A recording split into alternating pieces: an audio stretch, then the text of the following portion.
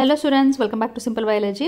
ಇವತ್ತಿನ ವಿಡಿಯೋದಲ್ಲಿ ಬೋರ್ಡ್ ಅವರು ರಿಲೀಸ್ ಮಾಡಿರುವಂಥ first PUC model question paper ಏನಿದೆ ಅದನ್ನು ಇವತ್ತು ನಾವು ಡೀಟೇಲ್ ಆಗಿ ನೋಡೋಣ. ಯಾಕೆಂದರೆ ಇದು ನಿಮ್ಮ ಮೇನ್ ಎಕ್ಸಾಮ್ ಏನಿದೆ, ಆ್ಯನ್ಯುವಲ್ ಎಕ್ಸಾಮ್, ಅದಕ್ಕೆ ಹೆಲ್ಪ್ ಆಗುತ್ತೆ. ಸೊ ಹಾಗಾಗಿ ಕಂಪ್ಲೀಟಾಗಿ ಡೀಟೇಲ್ ಆಗಿ ಇವತ್ತು ನಾವು ಆನ್ಸರ್ಸ್ನ ನೋಡ್ತಾ ಹೋಗೋಣ. ಸುಮ್ಮನೆ ಹಾಗೆ ನೀವು ಒಂದ್ಸಲಿ PDF-ನಲ್ಲೋ ಇನ್ನೆಲ್ಲೋ ನೀವು ಆನ್ಸರ್ಸ್ ಸಿಕ್ಕಿದಾಗ ಅದನ್ನು ನೋಡ್ಕೊಂಡ್ಬಿಟ್ಟು ನೀವು ಕಲಿಯೋದಕ್ಕಾಗೋದಿಲ್ಲ. ಸೊ ಹಾಗಾಗಿ ಇಲ್ಲಿ ಎಕ್ಸ್ಪ್ಲೇನ್ ಏನಕ್ಕೆ ಮಾಡ್ತಾ ಇದ್ದೀನಿ ಅಂದರೆ ನಿಮಗೆ ಹೇಗೆ ಬರ್ತಿದೆ ಆನ್ಸರ್ ಅಂತ ಕೂಡ ಗೊತ್ತಿರಬೇಕು. ಈ ವಿಡಿಯೋ ನಿಮ್ಮ ಆ್ಯನ್ಯುವಲ್ ಎಕ್ಸಾಮಿಗೆ ಹೆಲ್ಪ್ ಆಗೋದ್ರಿಂದ ವಿಡಿಯೋನ ಎಲ್ಲೂ ಸ್ಕಿಪ್ ಮಾಡದೆ ಕಂಪ್ಲೀಟಾಗಿ ನೋಡಿ, ಆಯಿತಾ? ಓಕೆ, ಈಗ ಫಸ್ಟ್ ನಾವು ಜನರಲ್ ಇನ್ಸ್ಟ್ರಕ್ಷನ್ ಏನಿದೆ ಅದನ್ನು ನೋಡಿಬಿಡೋಣ. ಫಸ್ಟು ಟಿಲ್ ಲಾಸ್ಟ್ ಇಯರ್ ನಿಮಗೆ ಯಾವೆಲ್ಲ ಪಾರ್ಟ್ಗಳಿತ್ತು ಅಂದರೆ ಪಾರ್ಟ್ ABCD ಇತ್ತು. ಈ ವರ್ಷ ಏನು ಮಾಡಿದ್ದಾರೆ, E-ನ ಕೂಡ ಇನ್ಕ್ಲೂಡ್ ಮಾಡಿದ್ದಾರೆ. ಪಾರ್ಟ್ E ಅನ್ನೋದು ಆದರೆ ನಿಮಗಲ್ಲ, ಅದು ವಿಷುವಲಿ ಚಾಲೆಂಜ್ಡ್ ಸ್ಟೂಡೆಂಟ್ಸ್ ಇರ್ತಾರಲ್ಲ ಅವ್ರಿಗೆ ಪಾರ್ಟ್ E-ನ ಇಂಟ್ರೊಡ್ಯೂಸ್ ಮಾಡಿದ್ದಾರೆ. ನೀವೇನದ್ರ ಬಗ್ಗೆ ತಲೆ ಕೆಡಿಸ್ಕೊಳ್ಳೋ ಹಾಗಿಲ್ಲ. Part A consist of 1 and 2 main, ಮತ್ತು ಹಾಗೆ ಪಾರ್ಟ್ Dನೂ ಕೂಡ 5th and 6th main, 2 ಮೇನ್ಗಳಿರುತ್ತೆ. Part ಎಲ್ಲಿ 2 ಮೇನ್ ಇರುತ್ತೆ, ಹಾಗೆ ಪಾರ್ಟ್ ಡಿಯಲ್ಲೂ ಕೂಡ 2 ಮೇನ್ಗಳಿರುತ್ತೆ. ನೆಕ್ಸ್ಟ್ ಇಲ್ಲಿ ಆಲ್ ಪಾರ್ಟ್ಸ್ ಆರ್ ಕಂಪಲ್ಸರಿ. ಎಲ್ಲ ಪಾರ್ಟನ್ನು ನೀವು ಕಂಪಲ್ಸರಿ ಅಟೆಂಡ್ ಮಾಡಲೇಬೇಕು, ಯಾವುದೋ ಆಪ್ಷನ್ ಅಲ್ಲ. ಆ ಪಾರ್ಟ್ ಒಳಗಡೆ ನಿಮಗೆ ಆಪ್ಷನಲ್ ಕ್ವಶನ್ಸ್ ಇರುತ್ತೆ, ಬಟ್ ಪ್ರತಿಯೊಂದು ಪಾರ್ಟ್ ಏನಿದೆ ಪಾರ್ಟ್ A ಇಂದ D ವರೆಗೂ ನೀವು ಕಂಪಲ್ಸರಿ ಅಟೆಂಡ್ ಮಾಡಲೇಬೇಕು. ನೆಕ್ಸ್ಟ್ ಇಲ್ಲೊಂದು ಇಂಪಾರ್ಟೆಂಟ್ ಪಾಯಿಂಟ್ ಇದೆ ನೋಡಿ, ಈ ವರ್ಷ ಇಂಟ್ರೊಡ್ಯೂಸ್ ಮಾಡಿರುವಂಥದ್ದು ಏನಪ್ಪ ಅಂತಂದರೆ ಪಾರ್ಟ್ ಎಲ್ಲಿ ಏನಿದೆಯಲ್ಲ ನಿಮ್ಮದು MCQ ಆಗಲಿ ಅಥವಾ ಫಿಲ್ ಇನ್ ದ ಬ್ಲ್ಯಾಂಕ್ಸ್ ಆಗಲಿ, ಅದನ್ನು ನೀವು ಏನು ಮಾಡಬೇಕು ಅಂದರೆ ಫಸ್ಟ್ 2 ಪೇಜಸಲ್ಲೇ ಬರೀಬೇಕು ಆನ್ಸರ್ಸ್ನ.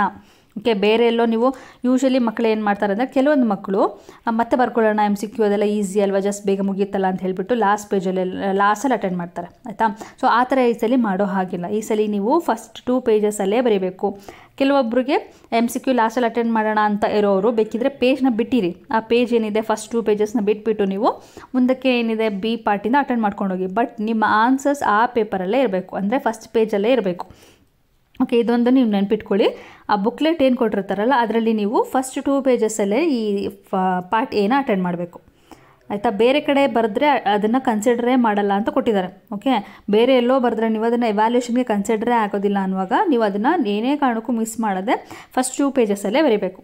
Next part E consist of questions for visually challenge students ಅಂತ ಕೊಟ್ಟಿದ್ದಾರೆ. ಇದು ನಾನು ಮುಂಚೆನೇ ಹೇಳ್ದಲ್ಲ, ಸೊ ಹಾಗಾಗಿ ಮತ್ತೇನು ಹೇಳೋಕ್ಕೋಗಲ್ಲ. ಸೊ ಇದಿಷ್ಟು ಏನಾಯಿತು, ಜನರಲ್ ಇನ್ಸ್ಟ್ರಕ್ಷನ್ ಆಯಿತು. ಈಗ MCQಗೆ ಎಂಟರ್ ಆಗೋಣ. ಪಾರ್ಟ್ A ಏನಿದೆ ಫಸ್ಟ್ 15 ಕ್ವಶನ್ಸ್ MCQ ಇರುತ್ತೆ, ಅದನ್ನು ಕ್ವಿಕ್ಕಾಗಿ ನೋಡ್ತಾ ಹೋಗ್ಬಿಡೋಣ. First question, in hierarchical classification order is place between. So ಇದು ಫಸ್ಟ್ ಚಾಪ್ಟರಲ್ಲೇ ನಿಮಗೆ ಈಸಿಯಾಗಿ ನೀವು ಕಲ್ತಿರ್ತೀರ. ಇದನ್ನು ನೀವು ಮರ್ತೋಗಿದ್ರೆ ಇನ್ನೊಂದ್ಸರಿ ರಿಕಾಲ್ ಮಾಡ್ಕೊಳ್ಳಿ. ಲೋಯೆಸ್ಟ್ ಟ್ಯಾಕ್ಸಿಂದ ಸ್ಟಾರ್ಟ್ ಮಾಡೋದಾದರೆ ಫಸ್ಟ್ ಏನು ಬರುತ್ತೆ, ಸ್ಪೀಷೀಸ್ ಬರುತ್ತೆ. ನೆಕ್ಸ್ಟು ಜೀನಸ್ ಬರುತ್ತೆ, ಅದಾದಮೇಲೆ ಫ್ಯಾಮಿಲಿ, ಅದಾದಮೇಲೆ ಆರ್ಡರ್, ಮತ್ತು ಕ್ಲಾಸ್, ಮತ್ತು ಫೈಲಮ್ ಅಥವಾ ಡಿವಿಷನ್, ಲಾಸ್ಟಲ್ಲಿ ಕಿಂಗ್ಡಮ್. ಸೊ ಇದು ಆರ್ಡರ್. ಈ ಆರ್ಡ್ರಲ್ಲಿ ಅವ್ರು ಏನು ಕೇಳ್ತಿದ್ದಾರೆ, ಈ ಆರ್ಡರ್ ಅನ್ನೋದು ಎಲ್ಲಿ ಯಾವುದ್ರ ಎರಡರ ಮಧ್ಯದಲ್ಲಿದೆ ಅಂತ. ಆರ್ಡರ್ ಇಲ್ಲೇ ಕಾಣ್ತಿದೆಯಲ್ಲ ನಿಮಗೆ. So this is the order: species, genus, family, order, class, phylum ಮತ್ತು ಕಿಂಗ್ಡಮ್. ಸೊ ಯಾವೆರಡರ ಮಧ್ಯೆ ಬರ್ತಾ ಇದೆ ಇಲ್ಲಿ, ಫ್ಯಾಮಿಲಿ ಮತ್ತು ಕ್ಲಾಸ್ ಮಧ್ಯ. ಅಂದರೆ ಇಲ್ಲಿ ಯಾವ ಆಪ್ಷನ್ ಕೊಟ್ಟಿದ್ದಾರೆ, ಫಸ್ಟ್ ಒನ್ ಕಿಂಗ್ಡಮ್ ಮತ್ತು ಫೈಲಮ್ ಅಂತ ಕೊಟ್ಟಿದ್ದಾರೆ, ಅದು wrong answer. Second genus and family ಅಂತ ಕೊಟ್ಟಿದ್ದಾರೆ, ಅದು ರಾಂಗ್. ಆಪ್ಷನ್ C ಅಲ್ಲಿ ಫ್ಯಾಮಿಲಿ ಆ್ಯಂಡ್ ಕ್ಲಾಸ್ ಅಂತ ಕೊಟ್ಟಿದ್ದಾರೆ. So this is the right answer. Option C is the right answer. Next question, which of the following is the correct sequence of class mycelium fruiting body observed in kingdom fungi? Okay, so ಇಲ್ಲಿ ಕ್ಲಾಸ್ನ ಕೊಟ್ಟಿದ್ದಾರೆ, ಮೈಸೀಲಿಯಮ್ನ ಕೊಟ್ಟಿದ್ದಾರೆ, ಮತ್ತು fruiting ಬಾಡಿನ ಕೊಟ್ಟಿದ್ದಾರೆ. ಮೂರೂ ಕೊಟ್ಬಿಟ್ಟು ಅದು ಕರೆಕ್ಟ್ ಆರ್ಡ್ರಲ್ಲಿ ಯಾವುದು ಸೀಕ್ವೆನ್ಸಲ್ಲಿದೆ ಅಂತ ಕೇಳಿದ್ದಾರೆ. ಕಿಂಗ್ಡಮ್ ಫಂಗೈದು ಈ ಕ್ಲಾಸಸ್ನ ನೀವು ಓದ್ಕೊಂಡಿದ್ರೆ ನಿಮಗೆ ಗೊತ್ತಿರುತ್ತೆ. ಫೈಕೋಮೈಸೆಟ್ಸ್ ಏನಿದೆ ಅದರಲ್ಲಿ A ಸಪ್ರೇಟ್ ಕಂಡೀಷನ್ ಕಾಣಿಸುತ್ತೆ. ಓಕೆ, A ಸಪ್ರೇಟ್ ಕಂಡೀಷನ್ ಇರುತ್ತೆ, ಉಳಿದಿದ್ದೆಲ್ಲ ಸಪ್ರೇಟ್ ಕಂಡೀಷನ್ನೇ ಇರಬೇಕು. ಉಳಿದಿದ್ದೆಲ್ಲ ಏನಿದೆ ಆ ಸಪ್ರೇಟ್ ಕಂಡೀಷನಲ್ಲೇ ಇರಬೇಕು. ಆದರೆ ಇಲ್ಲಿ ಏನು ಕೊಟ್ಟಿದ್ದಾರೆ, ಫೈಕೋಮೈಸೆಟ್ಸ್ಗೆ ಸಪ್ರೇಟ್ ಅಂತ ಕೊಟ್ಟಿದ್ದಾರೆ, ಸೊ ರಾಂಗ್. ಆಸ್ಕೋಮೈಸೆಟ್ಸ್ಗೆ A ಸಪ್ರೇಟ್ ಅಂತ ಕೊಟ್ಟಿದ್ದಾರೆ, ಅದು ರಾಂಗ್. ಬೆಸಿಡಿಯೋಮೈಸೆಟ್ಸ್ಗೆ A ಸಪ್ರೇಟ್ ಅಂತ ಕೊಟ್ಟಿದ್ದಾರೆ, ಅದು ರಾಂಗ್. ಹಾಗಿದ್ರೆ ಕರೆಕ್ಟ್ ಆಗಿರೋದು ಯಾವುದು, ಲ್ಯೂಟೆರೋಮೈಸೆಟ್ಸ್ ಸೆಪ್ರೇಟ್ ಆ್ಯಂಡ್ ಬ್ರಾಂಚ್ಡ್ ಅಂತ ಇದೆಯಲ್ಲ, ಹಾಗೆ ಫ್ರೂಟಿಂಗ್ ಬಾಡಿ ಇಲ್ಲ ಅಂತ ಕೊಟ್ಟಿರೋದು. So this is the correct answer. So ಇಲ್ಲಿ ಕರೆಕ್ಟ್ ಆಗಿರೋದು ಯಾವುದು ಅಂತಲೇ ಕಂಡುಹಿಡಬೇಕು. ನೀವು ಜಸ್ಟ್ ಈ ಮೈಸೀಲಿಯಮ್ ಟೈಪ್ನ ನೋಡಿದ್ರೇ ಈಸಿಯಾಗಿ ಹೇಳ್ಬಿಡ್ಬೋದು. Phycomycete is the only class where it is A septate, ಇನ್ನೆಲ್ಲದರಲ್ಲೂ ಸಪ್ರೇಟೇ ಬರುತ್ತೆ. ಸೊ ಜಸ್ಟ್ ಅದನ್ನು ನೋಡಿದ್ರೆ ಸಾಕು, ನೀವು ಆನ್ಸರ್ ಮಾಡ್ಬೋದು. So answer is deuteromycetes septate and branched, not ಮತ್ತು fruiting body not present. Okay, next question ನೋಡೋಣ. Which of the following belongs to class osteichthyes? So osteichthyes ಮತ್ತು ಕಾಂಡ್ರಿಚೈಸ್ 2 ಕ್ಯಾಟಗರಿ ಇದೆ ಅಲ್ವಾ ಫಿಶಸಲ್ಲಿ. ಸೊ ಅದರಲ್ಲಿ ಈಗ ಇಲ್ಲಿ ಕೊಟ್ಟಿರೋಂಥ ಆಪ್ಷನ್ಸ್ಗಳೇನಿದೆ ಅದರಲ್ಲಿ ಯಾವುದೆಲ್ಲ ಆಸ್ಟ್ರಿಚೈಸ್ಗೆ ಬಿಲಾಂಗ್ ಆಗುತ್ತೆ ಅಂತ ಇಲ್ಲಿ ಕಂಡುಹಿಡಿಬೇಕು. ಸೊ ಫಸ್ಟ್ ಒನ್ ಏನಿದೆ ಸ್ಕೋಲಿಯೋಡಾನ್, ಇದು ಅಲ್ಲ. ಫಸ್ಟ್ ಒನ್ ಆಗೋದಕ್ಕೆ ಚಾನ್ಸ್ ಇಲ್ಲ, ಯಾಕೆಂದರೆ ಆಸ್ಟ್ರಿಚೈಸ್ ಅಲ್ಲ ಇದು. Scoliodon it will come under chondrichthyes. So ಇದಲ್ಲ. ಎಕ್ಸೋಸಿಟಸ್ ಹೌದು ಆಗುತ್ತೆ. ಹಿಪ್ಪೋಕ್ಯಾಂಪಸ್ ಹೌದು, ಇದು ಕೂಡ ಆಸ್ಟ್ರಿಚೈಸ್ಗೆ ಬರುತ್ತೆ. ಫೋರ್ತ್ ಒನ್ ಏನು ಕೊಟ್ಟಿದ್ದಾರೆ ಕರ್ಚರೋಡಾನ್, ಇದು ಕೂಡ ಆಸ್ಟ್ರಿಚೈಸ್ಗೆ ಬರಲ್ಲ, ಯಾಕೆಂದರೆ ಇದು ಕಾಂಡ್ರಿಚೈಸ್. ಸೊ 2 ಕ್ಯಾನ್ಸಲ್ ಆಯಿತು. ನೆಕ್ಸ್ಟ್ ಈಗ ಇನ್ನು ಕ್ಲಾರಿಯಸ್ ಏನಿದೆ ಇದು ಅಗೇನ್ ಆಸ್ಟ್ರಿಚೈಸ್ಗೆ ಬರುತ್ತೆ. ಸೊ ಹಾಗಾಗಿ ಇಲ್ಲಿ ಆನ್ಸರ್ಸ್ ಯಾವುದೆಲ್ಲ ಕರೆಕ್ಟ್ ಇದೆ, ಸೆಕೆಂಡ್, ಥರ್ಡ್ ಆ್ಯಂಡ್ ಫಿಫ್ತ್ 3 ಕೂಡ ಆಸ್ಟ್ರಿಚೈಸ್ಗೆ ಬಿಲಾಂಗ್ ಆಗುವಂಥ ಸ್ಪೀಷೀಸ್. ಸೊ ಇದು 3 ಇರುವಂಥ ಆಪ್ಷನ್ ಯಾವುದು, option B. Okay, second, third and fifth. So answer is option B. So ಈ ಥರ ನೀವೆಲ್ಲ ಎಕ್ಸಾಂಪಲ್ಗಳನ್ನೂ ಕಲ್ತಿರಬೇಕು. ಈ ಅನಿಮಲ್ ಕಿಂಗ್ಡಮಲ್ಲಿ ಎಕ್ಸಾಂಪಲ್ಗಳು ತುಂಬಾ ಇಂಪಾರ್ಟೆಂಟ್. ಹೇಗಾದರೂ ಒಂದು ಕ್ವಶನ್ಸ್ ಇರುತ್ತೆ, ಇಲ್ಲಿ ಈ ಥರನಾದರೂ ಕೇಳ್ಬೋದು, ಅಥವಾ ನಿಮಗೆ ಬೇರೆ ಬೇರೆ ಎಕ್ಸಾಂಪಲ್ಸ್ನ ಕೊಟ್ಬಿಟ್ಟು ಯಾವ ಫೈಲಮ್ಗೆ ಬಿಲಾಂಗ್ ಆಗುತ್ತೆ ಅಂತೆಲ್ಲ ಕ್ವಶನ್ಸ್ ಕೇಳ್ತಾರೆ ಯೂಶಲಿ. ಇಲ್ಲ MCQಯಲ್ಲಿ ಈ ಥರ ಏನಾದರೂ ಇನ್ಕ್ಲೂಡ್ ಮಾಡ್ಬೋದು. ಸೊ ಹಾಗಾಗಿ ಎಲ್ಲ ಎಕ್ಸಾಂಪಲ್ಗಳನ್ನ ನೀವು ಮರೀದೇನೆ ನೀವು ಕಲ್ತೀರಿ. ಕಷ್ಟ ಆಗುತ್ತೆ ಸ್ವಲ್ಪ ಎಲ್ಲ ನೆನ್ಪಿಟ್ಕೊಳ್ಳೋದಕ್ಕೆ, ಬಟ್ ರಿಪೀಟೆಡ್ ಆಗಿ ನೀವು ಅದನ್ನು ನೀವು ವಿತ್ ಪಿಕ್ಚರ್ ಏನಾದರೂ ನೀವು ನೋಡಿದರೆ, ಗೂಗಲಲ್ಲಿ ಸರ್ಚ್ ಮಾಡಿ ವಿತ್ ಪಿಕ್ಚರ್ ಎಲ್ಲ ನೋಡಿಕೊಂಡು ನೀವು ನೆನ್ಪಿಟ್ಕೊಳ್ಳೋಕೆ ಟ್ರೈ ಮಾಡಿದ್ರೆ ಡೆಫಿನೆಟ್ಲಿ ನೀವೆಲ್ಲ ಎಕ್ಸಾಂಪಲ್ಗಳನ್ನ ನೆನ್ಪಿಟ್ಕೊಳ್ಬೋದು. ಸೊ ಅದು ಕೂಡ ನಿಮಗೊಂಥರ ನಾಲೆಡ್ಜ್ ಇಂಪ್ರೂವ್ ಆಗುತ್ತೆ. ಯಾವುದೆಲ್ಲ ಅನಿಮಲ್ಸ್ ಹೇಗೆಲ್ಲ ಇರುತ್ತೆ, ಯಾವ ಕ್ಯಾಟಗರಿಗೆ ಬಿಲಾಂಗ್ ಆಗುತ್ತೆ, ಫೈಲಮ್ ಯಾವುದಕ್ಕಿದೆ ಅಂತೆಲ್ಲ ನಿಮ್ಗೆ ಒಂದು ಐಡಿಯಾ ಸಿಗುತ್ತೆ. ಸೊ ಅದನ್ನು ನೀವು ಮಾಡಿ definitely that will come in your main exam. Next 4th question ನೋಡೋಣ. Read the statement with regard to type study of frog and select the correct answer from given below options. So ಇಲ್ಲಿ ಆಪ್ಷನ್ಸ್ನ ಕೊಟ್ಟಿದ್ದಾರಲ್ವ, 4 ಸ್ಟೇಟ್ಮೆಂಟ್ನ ಕೊಟ್ಬಿಟ್ಟು ಯಾವ statement correct, ಯಾವ statement incorrect ಅಂತ find out ಮಾಡೋದಕ್ಕೆ ಹೇಳಿದ್ದಾರೆ. So ನಾವು 1 by 1 ಎಲ್ಲ ಸ್ಟೇಟ್ಮೆಂಟ್ನು ನೋಡ್ತಾ ಹೋಗೋಣ. ಫಸ್ಟ್ ಸ್ಟೇಟ್ಮೆಂಟ್ ಏನು ಹೇಳ್ತಾ ಇದೆ, vasa efferentia are 10 to 12 in number that arise from testis. So ಇಲ್ಲಿ ಮೇಯ್ನಾಗಿ ರಿಪ್ರೊಡಕ್ಟಿವ್ ಸಿಸ್ಟಮ್ ಏನಿದೆಯಲ್ಲ ಫ್ರಾಗಲ್ಲಿ, ಆ ಪಾರ್ಟಲ್ಲಿ ಕಾನ್ಸಂಟ್ರೇಟ್ ಮಾಡಿದ್ದಾರೆ. ಸೊ ಆ ಪಾರ್ಟಲ್ಲಿ ಈಗ ಟೆಸ್ಟಿಸಲ್ಲಿ ಎಷ್ಟಿತ್ತು, ವ್ಯಾಸ ಎಫ್ರೆನ್ಷಿಯಾ 10 to 12 ಅಂತ ಕೊಟ್ಟಿದ್ದಾರೆ. Yes, it is correct. So ಇದು ಫಸ್ಟ್ ಒನ್ ಏನಿದೆ ಇದು ಕರೆಕ್ಟ್ ಆಪ್ಷನ್. ನೆಕ್ಸ್ಟ್ ಅಥವಾ ಕರೆಕ್ಟ್ ಸ್ಟೇಟ್ಮೆಂಟ್ ಅಂತ ಹೇಳ್ಬೋದು. ನೆಕ್ಸ್ಟ್ ಸ್ಟೇಟ್ಮೆಂಟ್ ಏನು ಹೇಳ್ತಿದೆ ನೋಡೋಣ. The medulla oblongata passes out through foramen magnum and continues as spinal cord. ಈ ಸ್ಟೇಟ್ಮೆಂಟಲ್ಲಿ ಬರುತ್ತೆ ಅಂದರೆ control and coordination of frog ಇರುತ್ತಲ್ವಾ, ಅದರ ಅಂಡರಲ್ಲಿ ಬರುತ್ತೆ. ನರ್ವಸ್ ಸಿಸ್ಟಮ್ ಎಲ್ಲ ಸ್ಟಡಿ ಮಾಡೋ ಅದರಲ್ಲಿ ಬರುತ್ತೆ. ಸೊ ಇಲ್ಲಿ ಏನು ಹೇಳ್ತಿದ್ದಾರಲ್ಲ ಇದು ಕರೆಕ್ಟ್ ಸ್ಟೇಟ್ಮೆಂಟ್. ಇದು ಕೂಡ ಮೆಡುಲಾ ಅಬ್ಲಾಂಗೇಟಾ ಅದ್ರ ಫೆರಮನ್ ಮ್ಯಾಗ್ನಮ್ ಥ್ರೂಯಲ್ಲಿ ಪಾಸ್ ಆಗುತ್ತೆ ಅನ್ನೋದು correct statement. Next 3rd statement ಏನು ಹೇಳ್ತಿದೆ, ಫ್ರಾಕ್ಸ್ ಆರ್ ಯೂರಿಕೋಟೆಲಿಕ್ ಅಂತ ಹೇಳ್ತಾ ಇದೆ. ಯೂರಿಕೋಟೆಲಿಕ್ ಅಂದರೆ ಏನಪ್ಪ ಅಂದರೆ ಯೂರಿಕ್ ಆ್ಯಸಿಡ್ನ ಅದು ರಿಲೀಸ್ ಮಾಡ್ತಿದ್ರೆ ನೈಟ್ರೋಜನ್ ವೇಸ್ಟ್ ಆಗಿ, ಅದನ್ನು ಯೂರಿಕೋಟೆಲಿಕ್ ಅಂತ ಹೇಳ್ತೀವಿ. ಆದರೆ ಫ್ರಾಗ್ ಯೂರಿಕೋಟೆಲಿಕ್ ಅಲ್ಲ, ಯೂರಿಕ್ ಆ್ಯಸಿಡ್ನ ಅದು ರಿಲೀಸ್ ಮಾಡಲ್ಲ. ಅದ್ರ ಬದಲು ಅದು ಏನು ರಿಲೀಸ್ ಮಾಡ್ತಾರದು, ಯೂರಿಯಾನ ರಿಲೀಸ್ ಮಾಡ್ತಾರದು. ಸೊ ಏನು ಬರಬೇಕಿತ್ತು, ಯೂರಿಯೋಟೆಲಿಕ್ ಅಂತ ಬರಬೇಕಾಗಿತ್ತು. ಸೊ ಈ ಥರ ಸ್ಲೈಟ್ ಚೇಂಜ್ ಅವ್ರು ಕೊಟ್ಟಿರೋದೇ ಕನ್ಫ್ಯೂಷನ್ ಕ್ರಿಯೇಟ್ ಮಾಡೋದಕ್ಕೆ ಅಥವಾ ಮಿಸ್ಲೀಡ್ ಮಾಡೋದಕ್ಕೆ. ಸೊ ಕ್ಲಿಯರ್ ಆಗಿ ನಿಮಗೆ ಕಾನ್ಸೆಪ್ಟ್ ಗೊತ್ತಿದ್ದರೆ ಈ ಸ್ಟೇಟ್ಮೆಂಟ್ ಏನಿದೆ ಇದು ತಪ್ಪು ಅಂತ ಗೊತ್ತಿರುತ್ತೆ. ಸೊ 3rd ಏನಿದೆ ಇದು ಫ್ರಾಕ್ಸ್ ಆರ್ ಯೂರಿಕೋಟೆಲಿಕ್ ಅನ್ನೋದು wrong statement. It is ureotelic. Next ovaries have no functional connection with kidneys. ಹೌದು, ಓವರೀಸ್ನ ಸ್ಟ್ರಕ್ಚರ್ ನೀವು ಡ್ರಾ ಮಾಡಿರ್ತೀರ ಅಲ್ವಾ ರಿಪ್ರೊಡಕ್ಟಿವ್ ಸಿಸ್ಟಮ್ ಆಫ್ ಫ್ರಾಗ್ ಬರೆಯುವಾಗ. ಸೊ ಕಿಡ್ನಿ ಪಕ್ಕನೇ ಬರೀತೀರಾ, ಆದರೂ ಕೂಡ ಯಾವುದೇ ರೀತಿ functionally it is not connected. Structurally it might look like it is connected, but functionally there is no connection with the kidney. So ಹಾಗಾಗಿ ಕರೆಕ್ಟ್, ಇದು ಕೂಡ 4th ಸ್ಟೇಟ್ಮೆಂಟ್ ಕೂಡ ಕರೆಕ್ಟ್ ಇದೆ. ಸೊ ಯಾವ ಆಪ್ಷನ್ ಇಲ್ಲಿ ಕರೆಕ್ಟ್ ಇದೆ, first, second and 4th are correct, while the 3rd statement is incorrect. Option D ಇದು correct option. Next question, which of the following given options describes the graph correctly. So ಇಲ್ಲೊಂದು graph ಕೊಟ್ಟಿದ್ದಾರೆ, ಈ ಗ್ರಾಫ್ನ describe ಮಾಡ್ತಾ ಇರೋಂಥ statement ಯಾವುದು correct statement ಇದೆ ಇಲ್ಲಿ ಆಪ್ಷನಲ್ಲಿ ಅಂತ ನಾವೀಗ ಕಂಡುಹಿಡಿಬೇಕು. ಈ ಗ್ರಾಫ್ ಯಾವ ಚಾಪ್ಟರಿಂದ ಸೆಲೆಕ್ಟ್ ಮಾಡ್ಕೊಂಡಿದ್ದಾರೆ ಅಂತ ಗೊತ್ತಾಗ್ತಿದೆಯಾ, ಬಯೋಮಾಲಿಕ್ಯೂಲ್ಸ್ ಚಾಪ್ಟರ್ ಏನಿದೆ ಅದರಿಂದ ಪಿಕ್ ಮಾಡಿರುವಂಥ ಗ್ರಾಫ್ ಇದು ಎನ್ಸೈಮ್ಗಳ ಬಗ್ಗೆ ಎಕ್ಸ್ಪ್ಲೇನ್ ಮಾಡುವಾಗ ಯೂಸ್ ಆಗಿರುವಂಥ ಗ್ರಾಫ್. ಸೊ ಇಲ್ಲಿ ಏನು ತೋರಿಸಿದ್ದಾರೆ ಅಬ್ಸರ್ವ್ ಮಾಡಿ. ಎ ಏನಿದೆ ಈ ರಿಯಾಕ್ಷನಲ್ಲಿ ಎನ್ಸೈಮ್ಸ್ ಯೂಸ್ ಆಗ್ತಾ ಇರೋದ್ರಿಂದ ಈ ಪೋರ್ಷನ್ ಏನಿದೆ ಅಥವಾ ಆ್ಯರೋ ಏನಿದೆ ಇಲ್ಲಿ ಆ ಎನರ್ಜಿ ಏನಿದೆ, ಆಕ್ಟಿವೇಶನ್ ಎನರ್ಜಿ ಅಥವಾ ಪೊಟೆನ್ಷಿಯಲ್ ಎನರ್ಜಿ ಇದೆಯಲ್ಲ, ಇದು ಕಡಿಮೆ ಯೂಸ್ ಆಗ್ತಿದೆ ಅಲ್ವಾ. ಯಾವಾಗ ಕಡಿಮೆ ಯೂಸ್ ಆಗೋದು ಆಕ್ಟಿವೇಶನ್ ಎನರ್ಜಿ, ಎನ್ಸೈಮ್ ಇರುವಾಗ. ಸೊ ಏನು in the presence of enzyme. So in the presence of enzyme ಇಲ್ಲೊಂದಿದೆಯಾ ಕಾಣಿಸ್ತಿದೆಯಾ, A in the presence of enzyme correct. Next B in the absence of enzyme. So B in the absence of enzyme. So ಜಾಸ್ತಿ energy ಬೇಕಾಗ್ತಿದೆ ಅಂದರೆ B in the absence of enzyme, ಇದು correct ಇದೆ. But next ಇನ್ನೊಂದು ಏನು ಕೊಟ್ಟಿದ್ದಾರೆ ಅಂದರೆ endothermic reaction ಅಥವಾ ಎಕ್ಸೋಥರ್ಮಿಕ್ ರಿಯಾಕ್ಷನ್ ಅಂತ ಇಲ್ಲಿ ಅದನ್ನು ಕೂಡ ನಾವಿಲ್ಲಿ ಹೇಳಬೇಕು. ಎಂಡೋಥರ್ಮಿಕ ಎಕ್ಸೋಥರ್ಮಿಕ ಅಂತ. ರಿಯಾಕ್ಷನ್ ಆದಾಗ ಯಾವಾಗ ಹೀಟ್ ರಿಲೀಸ್ ಆಗುತ್ತೆ ಅದನ್ನು ಎಕ್ಸೋಥರ್ಮಿಕ್ ಅಂತ ಹೇಳ್ತೀವಿ. ಯೂಶಲಿ ಈ ಥರ ರಿಯಾಕ್ಷನ್ಗಳಲ್ಲಿ ಹೀಟ್ ಏನಿದೆ ಅದು ರಿಲೀಸ್ ಆಗುತ್ತೆ. ಸೊ ಹಾಗಾಗಿ answer should be option B, exothermic reaction with energy, A in the presence of enzyme, B in the absence of enzyme. So this is the correct answer. Next question, identify the substages of prophase 1 with respect to the given features. So ಇಲ್ಲಿ ಕೆಲವೊಂದು ಫೀಚರ್ಸ್ಗಳನ್ನ ಕೊಟ್ಬಿಟ್ಟು ಅದಕ್ಕೆ select ಅಥವಾ ಅದಕ್ಕೆ correct ಆಗಿರುವಂಥ ಈ ಸ್ಟೇಜಸ್ಗಳನ್ನ ನೀವು identify ಮಾಡಿ ಅಂತ ಹೇಳಿದ್ದಾರೆ. ಸೊ ಇಲ್ಲಿ ಫೀಚರ್ಸ್ನ ಕೊಟ್ಟಿರೋದು ನಾವು ನೋಡಬೇಕು, ಆ ಫೀಚರ್ ಯಾವುದಕ್ಕೆ ಸೂಟ್ ಆಗ್ತಿದೆ, ಯಾವ ಸ್ಟೇಜ್ಗೆ ಸೂಟ್ ಆಗ್ತಿದೆ ಅಂತ ನಾವು ಮ್ಯಾಚ್ ಮಾಡಬೇಕು. ಸೊ ಇದು ಒಂಥರ ಮ್ಯಾಚಿಂಗ್ ಅಂತಲೇ ಹೇಳ್ಬೋದು, ಮ್ಯಾಚ್ ದ ಫಾಲೋಯಿಂಗ್ ಥರ. ಸೊ ಒನ್ ಬೈ ಒನ್ ಈಗ ನೋಡ್ತಾ ಹೋಗೋಣ. ಫಸ್ಟ್ ಸ್ಟೇಟ್ಮೆಂಟ್ ಏನಿದೆ, thin thread chromosomes with a beaded appearance. So beaded appearance, thin ಆಗಿರುವಂಥ ಬೀಡೆಡ್ ಅಪಿಯರೆನ್ಸ್ ಯಾವುದರಲ್ಲಿ ಕಾಣುತ್ತೆ ಅಂದರೆ ಲೆಪ್ಟೋಟಿನಲ್ಲಿ ಕಾಣುತ್ತೆ. ಸೊ ಫಸ್ಟ್ ಒನ್ ಏನಿದೆ ಇದು ಲೆಪ್ಟೋಟಿನ್, ಇಲ್ಲಿ ಬರ್ಕೊಂಡಿರೋಣ ಲೆಪ್ಟೋಟಿನ್ ಅಂತ. Second one appearance of recombination nodule. Recombination nodule is nothing but ಅದು ರಿಕಾಂಬಿನೇಷನ್ ಸ್ಟಾರ್ಟ್ ಆಗುತ್ತಲ್ಲ, ಎರಡರ ಮಧ್ಯೆ ಯಾವಾಗ ಕ್ರಾಸಿಂಗ್ ಓವರ್ ಆಗುತ್ತಲ್ಲ ಅದು ಸ್ಟಾರ್ಟ್ ಆಗೋದು ಯಾವ ಇದರಲ್ಲಿ, ಯಾವ ಸ್ಟೇಜಲ್ಲಿ ಅಂತ ಕೇಳಿದ್ದಾರೆ. ಅದು ಸ್ಟಾರ್ಟ್ ಆಗೋದು ಪ್ಯಾಕೆಟಿನ್ ಸ್ಟೇಜಲ್ಲಿ. ಸೊ ಪ್ಯಾಕೆಟಿನ್, ಇದು should be pachytene. Okay, P ಅಂತ ಮಾತ್ರ ಬರಿತೀನಿ. Next formation of bivalent. ಯಾವಾಗ ಬೈವೇಲೆಂಟ್ ಫಾರ್ಮ್ ಆಗುತ್ತೆ, ಎರಡು ಹೋಮೋಲಾಗಸ್ ಕ್ರೋಮೋಸೋಮ್ಗಳು ಹತ್ರ ಬಂದಾಗ. ಸೊ ಫಸ್ಟ್ ಏನಾಯಿತು, ಬೀಡೆಡ್ ಅಪಿಯರೆನ್ಸ್ ಆಗಿತ್ತು, ಮತ್ತು ಏನಾಗುತ್ತೆ ಇಮಿಡಿಯೇಟಾಗಿ ಕ್ರೋಮೋಸೋಮ್ಗಳು ಬಂದು ಪೇರ್ ಅಪ್ ಆಗುತ್ತೆ. ಸೊ ಅದು ಸೆಕೆಂಡ್ ಸ್ಟೇಜಲ್ಲೇ ಆಗೋದ್ರಿಂದ ಸೆಕೆಂಡ್ ಸ್ಟೇಜ್ ಯಾವುದು, zygotene. So this should be zygotene. Next terminalisation of chiasma. Chiasma ಯಾವಾಗ ಟರ್ಮಿನೇಟ್ ಆಗುತ್ತೆ, ಯಾವಾಗ ಅಂದರೆ ಲಾಸ್ಟ್ ಸ್ಟೇಜಲ್ಲೇ ಅದು ಟರ್ಮಿನೇಟ್ ಆಗುತ್ತೆ. ಲಾಸ್ಟ್ ಸ್ಟೇಜ್ ಯಾವುದು, diakinesis. So diakinesis is the during the diakinesis terminalisation of chiasma takes place. Next appearance of chiasmata. Appearance ಯಾವಾಗ start ಆಗೋದು, ಯಾವಾಗ ಆಗಿದ್ರೆ ಎಂಡ್ ಆಗೋದು ಡಯಾಕೈನೆಸಿಸಲ್ಲಿ, ಸ್ಟಾರ್ಟ್ ಆಗೋದು ಯಾವಾಗ, ಉಳಿದಿರೋದು ಒಂದೇ ಒಂದು ಸ್ಟೇಜ್, ಅದು ಡಿಪ್ಲೋಟಿನ್. ಸೊ ಡಿಪ್ಲೋಟಿನ್ ಈ ಥರ ನಾನು ಏನು ಆರ್ಡ್ರಲ್ಲಿ ಬರೆದೆ, ಈಗ ಯಾವುದರಲ್ಲಿ ಆ ಥರ ಇದೆ ಆರ್ಡರ್, ಲೆಪ್ಟೋಟಿನ್, ಪ್ಯಾಕೆಟಿನ್, ಝೈಗೋಟಿನ್, ಅದನ್ನು ನೋಡಿ.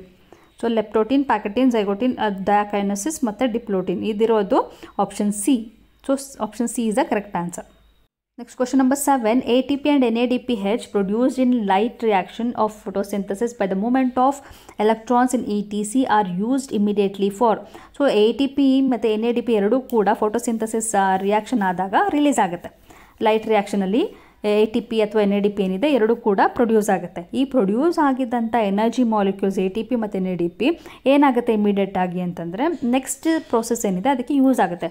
ಲೈಟ್ ರಿಯಾಕ್ಷನ್ ಆದಮೇಲೆ ನೆಕ್ಸ್ಟ್ ಪ್ರೋಸೆಸ್ ಏನು, ಡಾರ್ಕ್ ರಿಯಾಕ್ಷನ್. ಸೊ ಡಾರ್ಕ್ ರಿಯಾಕ್ಷನ್ನ ನಾವೇನು ಹೇಳ್ತೀವಿ, ಕ್ಯಾಲ್ವಿನ್ ಸೈಕಲ್ ಅಂತಲೂ ಹೇಳ್ತೀವಿ.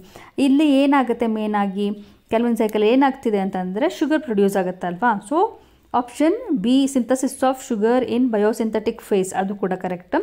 Oxidation of carbohydrate, reduction of carbon dioxide, ಈಗ ಅದನ್ನು ನೋಡಬೇಕು ಅದು ಎರಡು ಇದೆಯಾ ಅಥವಾ ಇಲ್ವಾ ಅದನ್ನು ನೋಡೋಣ. ರಿಡಕ್ಷನ್ ಆಫ್ ಕಾರ್ಬನ್ ಡೈಆಕ್ಸೈಡ್ ನೀವು ಕಲ್ತಿದ್ರೆ ನಿಮಗೆ ಗೊತ್ತಿರುತ್ತೆ, ಕಾರ್ಬನ್ ಡೈಆಕ್ಸೈಡ್ ಯೂಸ್ ಮಾಡಿಕೊಂಡೇ ಇದು ಶುಗರ್ನ ಪ್ರೊಡ್ಯೂಸ್ ಮಾಡುವಂಥದ್ದು ಈ ರಿಯಾಕ್ಷನಲ್ಲಿ, ಕ್ಯಾಲ್ವಿನ್ ಸೈಕಲ್ಲಿ. So reduction of carbon dioxide ಕೂಡ ಇಲ್ಲಿ ಆನ್ಸರ್ ಆಗಿರಬೇಕು. So option D, both B and C is the correct answer. Next question number 8. Refer the given equation. ಒಂದು ಈಕ್ವೇಷನ್ ಕೊಟ್ಟಿದ್ದಾರೆ ಇಲ್ಲಿ. ಸೊ ಈ ಇಕ್ವೇಷನ್ನ ಯೂಸ್ ಮಾಡಿಕೊಂಡು ನಾವು ರೆಸ್ಪಿರೇಟರಿ ಕೋಶೆಂಟ್ನ ಕಂಡುಹಿಡಿಬೇಕು. ಸೊ ರೆಸ್ಪಿರೇಟರಿ ಕೋಶೆಂಟ್ ಕಂಡುಹಿಡಿಯೋದು ಎಷ್ಟು ಈಸಿ ಅಂತಂದರೆ ಒಂದು ಫಾರ್ಮುಲಾ ಇದೆ ಅಲ್ವಾ, respiratory quotient formula. Carbon dioxide ಎಷ್ಟು ರಿಲೀಸ್ ಆಯಿತು ಹಾಗೆ ಆಕ್ಸಿಜನ್ ಎಷ್ಟು ಕನ್ಸ್ಯೂಮ್ ಆಯಿತು ಇಷ್ಟನ್ನ ಬರೆದ್ರೆ ಸಾಕು, ನಮಗೆ ಇದ್ರದ್ದು ಆನ್ಸರ್ ಸಿಗುತ್ತೆ. ಸೊ ಇಲ್ಲೇನು ಬರೆಯೋಣ, ಈಗ ನಾವು ಕಾರ್ಬನ್ ಡೈಆಕ್ಸೈಡ್ನ ಕಾನ್ಸಂಟ್ರೇಟ್ ಮಾಡೋಣ. ಎಷ್ಟಿದೆ ಕಾರ್ಬನ್ ಡೈಆಕ್ಸೈಡು, ಕಾರ್ಬನ್ ಡೈಆಕ್ಸೈಡ್ದು ವ್ಯಾಲ್ಯೂ 102. ಸೊ 102 ಬರ್ಕೊಳ್ಳೋಣ, ಮತ್ತು ಡಿವೈಡೆಡ್ ಬೈ ಆಕ್ಸಿಜನ್ದು ಎಷ್ಟಿದೆ 145. ಸೊ 145.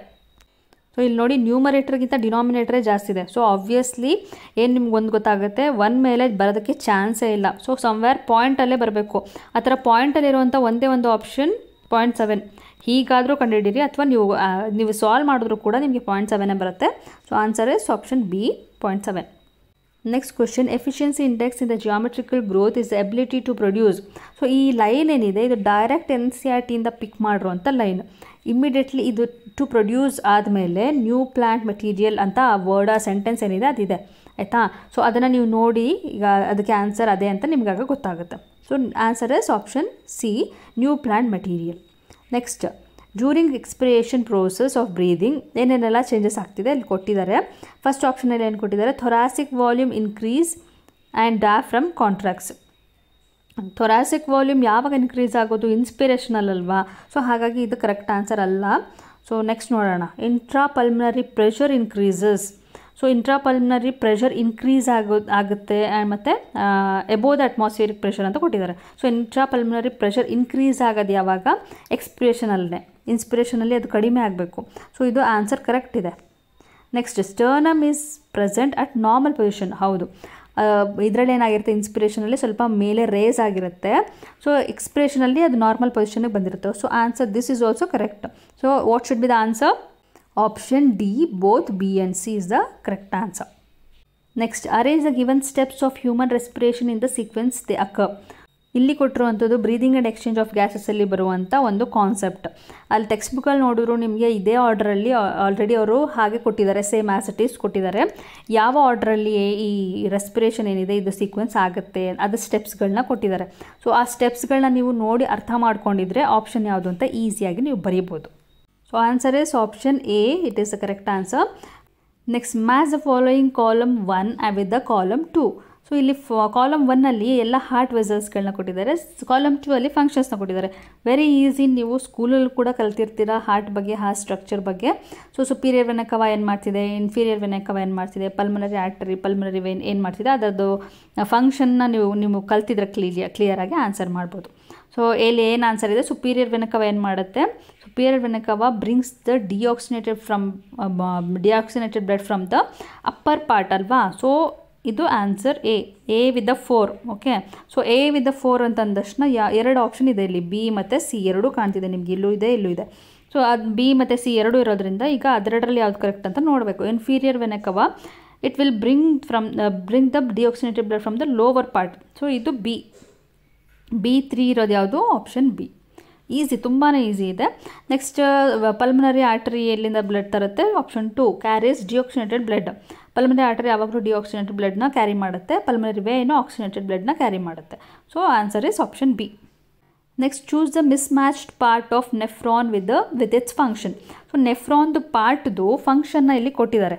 ಆ ಫಂಕ್ಷನಲ್ಲಿ ಯಾವುದೋ ಒಂದು ಪೇರ್ ಏನಿದೆ ಮಿಸ್ಮ್ಯಾಚ್ ಆಗಿದೆ ಅಂತೆ. ಸೊ ಆ ಪೇರ್ ಯಾವುದು ಮಿಸ್ಮ್ಯಾಚ್ ಆಗಿದೆ ಅಂತ ಈಗ ನಾವು ಕಂಡುಹಿಡಿಬೇಕು. So Bowman's capsule glomerular filtration ಮಾಡ್ತಿದೆ ಅಂತ ಕೊಟ್ಟಿದ್ದಾರೆ. ಹೌದು, ಗ್ಲೋಮೆರುಲಾರ್ ಕ್ಯಾಪ್ಸೂಲ್ದು ಫಂಕ್ಷನು ಗ್ಲೋಮೆರುಲಾರ್ ಫಿಲ್ಟ್ರೇಷನ್ನೇ. ಸೊ ಹಾಗಾಗಿ ಬೌಮನ್ಸ್ ಕ್ಯಾಪ್ಸೂಲ್ದು ಫಂಕ್ಷನ್ ಏನಿದೆ ಗ್ಲೋಮೆರುಲಾರ್ ಫಿಲ್ಟ್ರೇಷನ್ ಅನ್ನೋದು ಕರೆಕ್ಟ್ ಇದೆ. ನೆಕ್ಸ್ಟ್ ಆಪ್ಷನ್ ಬಿ ಏನಿದೆ, PCT reabsorption of sodium and potassium ಅಂತ ಕೊಟ್ಟಿದ್ದಾರೆ, ಅಯಾನ್ಸ್. ಸೊ ಅದು ಕೂಡ ಕರೆಕ್ಟೇ, ರೀಅಬ್ಸಾರ್ಪ್ಷನ್ ಆಗುತ್ತೆ ಅಲ್ವಾ PCTಯಲ್ಲಿ. Next, DCT reabsorption of glucose ಅಂತ ಕೊಟ್ಟಿದ್ದಾರೆ. ಸೊ ಇದು ನೋಡಿ ರಾಂಗ್ ಸ್ಟೇಟ್ಮೆಂಟ್. ಯಾಕೆ ಅಂತಂದರೆ ಅಲ್ಲಿ ರೀಅಬ್ಸಾರ್ಪ್ಷನ್ ಆಗುತ್ತೆ DCTಲಿ, ಆದರೆ ಗ್ಲೂಕೋಸ್ ಅಲ್ಲ ಆಗೋದು. ಅಲ್ಲಿ ಆಗೋದು ಏನು ಗೊತ್ತಾ, more of water and sodium. ಈ ಅಯಾನ್ಸ್ಗಳೇನಿದೆ ಅದು ಇಲ್ಲಿ ಆಗೋದು, ಆಯಿತಾ. ಗ್ಲೂಕೋಸ್ ಮತ್ತು ವಾಟರ್ ಅದೆಲ್ಲ ಇಲ್ಲಿ PCTಯಲ್ಲಿ ಆಗಿಬಿಡುತ್ತೆ. ಸೊ ಗ್ಲೂಕೋಸ್ ಎಲ್ಲ ಆಲ್ರೆಡಿ PCTಯಲ್ಲಿ ತೊಗೊಂಡ್ಬಿಟ್ಟಿರೋದ್ರಿಂದ DCTಯಲ್ಲಿ ಗ್ಲೂಕೋಸ್ ರೀಅಬ್ಸಾರ್ಪ್ಷನ್ ಆಗಲ್ಲ. ಸೊ ಹಾಗಾಗಿ ಆನ್ಸರ್ ಯಾವುದು ಮಿಸ್ ಮ್ಯಾಚ್ ಆಗಿರೋದು? Option C, DCT reabsorption of glucose. Fourth option ನೋಡಿಬಿಡೋಣ. ಹೆನ್ಲೆಸ್ ಲೂಪ್ ಏನು ಮಾಡ್ತಿದೆ, ಯೂರಿನ್ ಕಾನ್ಸಂಟ್ರೇಷನ್ ಇನ್ಕ್ರೀಸ್ ಮಾಡೋದಕ್ಕೆ ಅಥವಾ ಡಿಕ್ರೀಸ್ ಅದು ಮ್ಯಾನೇಜ್ ಮಾಡೋದಕ್ಕೆ ಹೆಲ್ಪ್ ಮಾಡ್ತದೆ. Correct. So option C is the mismatch pair. Next, question number 14. Select the correct statement regarding the specific disorder of muscle or skeletal system. So ಇಲ್ಲಿ muscle locomotion and movement ಏನಿದೆ ಆ ಚಾಪ್ಟರ್ದು ಕೆಲವೊಂದು muscular disorders ಇದೆಯಲ್ಲ ಅದನ್ನು ಕೊಟ್ಟಿದ್ದಾರೆ. So first one ಏನಿದೆ, muscular dystrophy ಇದೆ. It is age related shortening of muscle ಅಂತ ಕೊಟ್ಟಿದ್ದಾರೆ. Age related shortening of muscle ಅಲ್ಲ, ಅದು ವೀಕ್ನಿಂಗ್ ಆಫ್ ಮಸಲ್. ಸೊ ಹಾಗಾಗಿ ಇದು ಕರೆಕ್ಟ್ ಅಲ್ಲ. ಅವ್ರು ಕೇಳಿರೋದು ಕರೆಕ್ಟ್ ಸ್ಟೇಟ್ಮೆಂಟ್ನ ಕಂಡುಹಿಡಿಯಿರಿ ಅಂತ. This is not correct. Next, B ಆಪ್ಷನಲ್ಲಿ ಆಸ್ಟಿಯೋಪೊರೋಸಿಸ್ ಇದೆ, decrease in bone mass and higher chances of fractures with advancing age. ಇದು correct.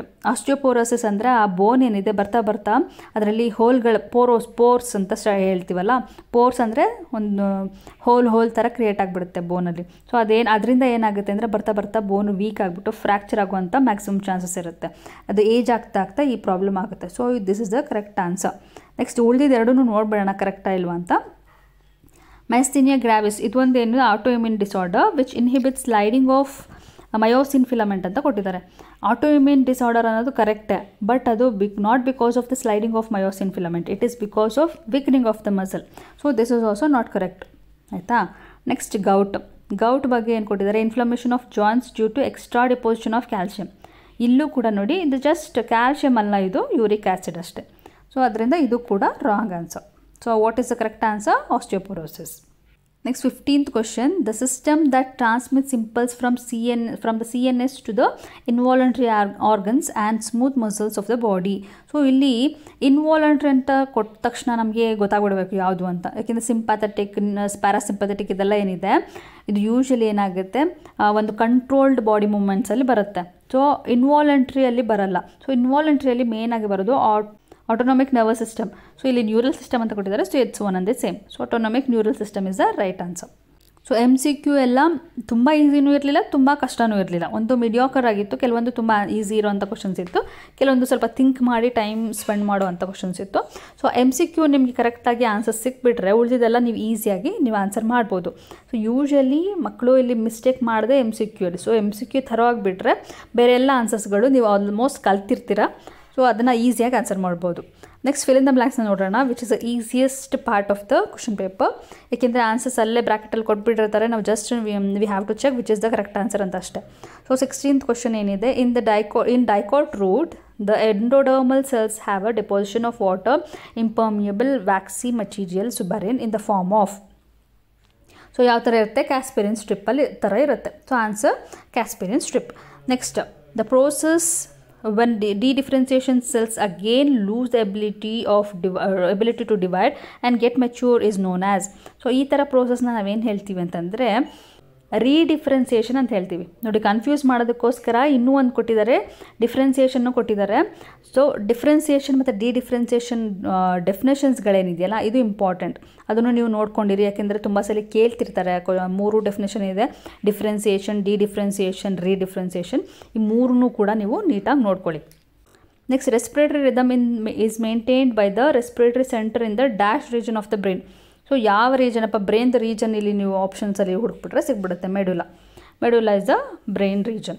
Next, dialysis fluid contains all the constituents as in plasma except. So ಎಲ್ಲ ಬ್ಲಡ್ಡಲ್ಲಿರುವಂಥದ್ದು ಎಲ್ಲ ಇರುತ್ತೆ. Dialysis process ಆದಾಗ ಎಲ್ಲ ಇರುತ್ತೆ ಬ್ಲಡ್ಡಲ್ಲಿರುವಂಥದ್ದು. ಒಂದನ್ನು ರಿಮೂವ್ ಮಾಡಿರ್ತಾರೆ. ಯಾವುದು ಅಂದರೆ ನೈಟ್ರೋಜನ್ ವೇಸ್ಟ್. ಅದನ್ನು ರಿಮೂವ್ ಮಾಡಿಸ್ಕೊಳ್ಳೋದಕ್ಕೋಸ್ಕರನೇ ಡಯಾಲಿಸಿಸ್ ಮಾಡಿಸೋದು. ಸೊ ಹಾಗಾಗಿ ನೈಟ್ರೋಜನ್ ವೇಸ್ಟ್ ಅದರಲ್ಲಿ ಇರಲ್ಲ. Next 20th, dash helps in maintaining the normal rhythm of a sleep-wake cycle, body temperature in the body. So ಉಳಿದಿರೋಂಥ ಆಪ್ಷನ್ ಒಂದೇ ಒಂದು melatonin. So melatonin is answer. ಇಲ್ಲ ಅಂದರೂ ಕೂಡ ಮೆಲಟೋನಿನ್ ಎಲ್ಲ ಏನಿದೆ ಹಾರ್ಮೋನ್ಗಳು ಅದರದ್ದು ಫಂಕ್ಷನ್ ನೀವು ನೋಡ್ಕೊಂಡಿರಲೇಬೇಕು. ಯಾವುದಾದ್ರೂ ಒಂದು ಈ ಥರ ಕ್ವಶನ್ಸ್ ಬರುತ್ತೆ. ಫಿಲ್ ಇನ್ ದ ಬ್ಲ್ಯಾಂಕ್ಸ್ ಎಲ್ಲ ಬರುತ್ತೆ ಅಂತಲ್ಲ, ಎಲ್ಲಾದರೂ ಒಂದು ಕಡೆ ಬರುತ್ತೆ. ಸೊ ಎಲ್ಲ ಹಾರ್ಮೋನ್ಗಳದ್ದು ಫಂಕ್ಷನ್ಸ್ ಇಂಪಾರ್ಟೆಂಟ್.